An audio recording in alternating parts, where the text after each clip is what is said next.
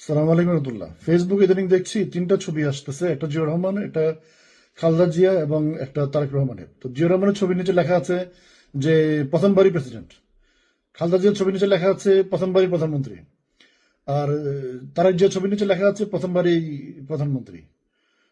কসিমুদ্দিন নাতি, তোমার দাদা জিয়াউর রহমানের গোলামি করছে, তোমার বাপ খালেদা জিয়ার গোলামি করছে, আর তুমি তারেক জিয়ার গোলামি করবা। গোলামির জীবন, সারা জীবন গোলামি থাকবা। গোলামের ঘরে গোলাম হইছো, গোলামি করবা। কোন কৃষকের ছেলে এই দেশে প্রেসিডেন্ট হবে না। কারণ যে রাজতন্ত্র চলতেছে, এটা কি ব্রিটিশ? যে রানী ভিক্টোরিয়ার ঘরে প্রিন্স চার্লসের ছেলে প্রিন্স হ্যারি, এভাবে এটা রাজতন্ত্র? এটা গণতন্ত্র। এটা গণতন্ত্র যাদের দলের ভিতরে গণতন্ত্র নাই, ওরা বাইরে গণতন্ত্রে লাফালাফি করতেছে। এটা কোনো সভ্য সমাজের কাজ?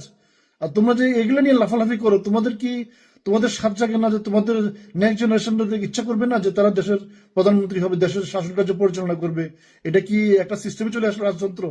এটা কি আধুনিক রাজতন্ত্র? তোমাদের কি বিবেক বুদ্ধি কি কেউ তোমরা কি ইন্ডিয়ানদের মধ্যে কি গরুর মুদ খাও, গোবর খাও? যে তোমাদের মাথায় কি বুদ্ধি নেই? মুসলমানের বাচ্চাদের তো মাথায় বুদ্ধি থাকার কথা। বুদ্ধি খুলে ভালোভাবে চিন্তা করে ডিসিশন নাও।